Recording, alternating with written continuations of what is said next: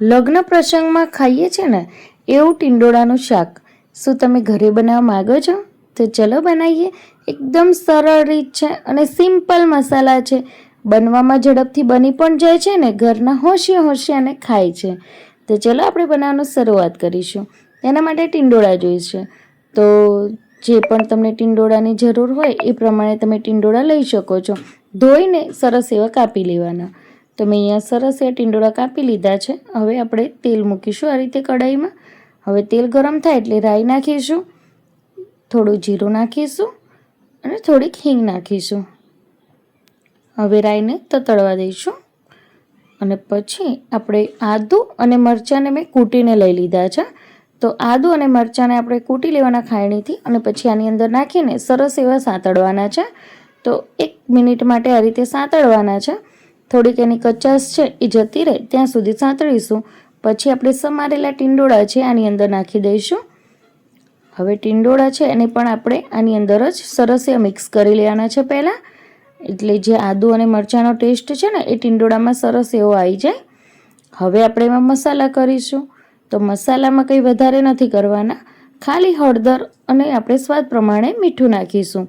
હળદર અને મીઠું નાખીને બરાબર મિક્સ કરી લઈશું અને પછી આને થોડીક વાર આપણે ચડવા દેવાનું છે. તો જો મસાલા છે સરસ એવા મિક્સ કરી લેવાના છે. તો જો ટીંડોળા ઉપર કોટિંગ થઈ ગયું છે. હવે આપણે એને ઢાંકી દેવાનું છે. તો આની અંદર કોઈ પણ પાણી નથી નાખવાનું, ઢાંકીને એને ચડવા દઈશું ત્યાં સુધી આપણે મસાલો તૈયાર કરીએ. એના માટે મેં અહીંયા સિંગદાણા લીધા છે, અહીંયા ખાંડ લીધી છે, પાપડી લીધી છે અને તલ લીધા છે. પાપડી ના હોય તો તમે શેકેલો ચણાનો લોટ પણ લઈ શકો છો અથવા તો સેવ આવે છે ને ઝીણી ચણાની એ પણ લઈ શકો છો.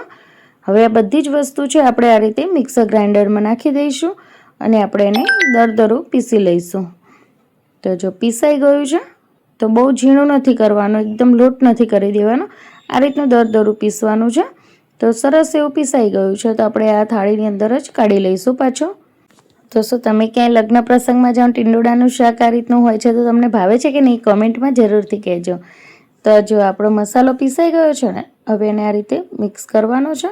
પછી એની અંદર આપણે લાલ મરચું નાખીશું કાશ્મીરી, એ તીખું ના હોય એટલે મેં અહીંયા 2 ચમચી લીધું છે. હવે તેની અંદર આપણે નાખીશું ગરમ મસાલો. તો થોડો ગરમ મસાલો ના હોય ને તો પાઉંભાજી મસાલો પણ તમે લઈ શકો છો. અહીંયા મેં થોડુંક ધાણા જીરું પાવડર નાખ્યું છે અને અહીંયા મેં શેકેલા જીરાનો પાવડર નાખ્યો છે. હવે આપણે થોડુંક લીંબુ નીચવી દઈશું. હવે આની અંદર આપણે હળદર કે મીઠું નથી નાખવાનું. હવે આપણે થોડાક ધાણા નાખી દઈશું અને બધો જ મસાલો છે એ હાથથી આ રીતે મિક્સ કરી લેવાનો છે. હાથથી મિક્સ કરશો ને એટલે બધો મસાલો કમ્પ્લીટ પરફેક્ટ મિક્સ થશે, જેથી આપણો ટેસ્ટ છે ને એ બમણો થઈ જશે. તો મસાલો આપણો બની ગયો છે ને હવે આપણે ટીંડોળા ચેક કરી લઈશું. તો જો સરસ એવા ટીંડોળા ચડી ગયા છે. આપણે આની અંદર કોઈ પણ પાણી નથી નાખ્યું ને તો પણ સરસ એવા સોફ્ટ થઈ ગયા છે. તો ઘરે છે ને દાળ ભાત બનાવ્યા હોય કે કઢી ભાત બનાવ્યા હોય તો આ રીતે ટીંડોળાનું શાક બનાવજો, ઘરના લોકોને બહુ જ ભાવશે. અને જો મારી રેસીપી તમને ગમતી હોય ને તો પ્લીઝ મારી ચેનલને સબસ્ક્રાઈબ કરતા જજો. તો આ બનાવેલો મસાલો છે એ આપણે આની અંદર નાખી દેવાનો છે આ રીતે અને હવે આપણે મિક્સ કરી લેવાનું છે. તો એક્સ્ટ્રા કોઈ મસાલા નાખવાની જરૂર નથી પડતી. તો જો મસાલો સરસ એવો મિક્સ થઈ ગયો છે તો હવે આપણે આને ઢાંકીને 2 મિનિટ માટે થવા દેવાનું, એટલે મસાલા અને ટીંડોળાની અંદર સરસ એવો ફ્લેવર આવી જાય. 2 મિનિટ પછી ચેક કરીશું તો આપણો પરફેક્ટ જે ટીંડોળાનું શાક છે એ બનીને તૈયાર થઈ ગયું છે. તો જો દેખાય છે ને સરસ એવું. તો તમે આની અંદર સિંગદાણા પણ નાખી શકો છો. ઘણી આપણે લગ્ન પ્રસંગમાં ખાતા હોય છે ને ટીંડોળાનું શાક, તો આની અંદર સિંગદાણા પણ આવતા હોય છે, કાજુ પણ આવતા હોય છે.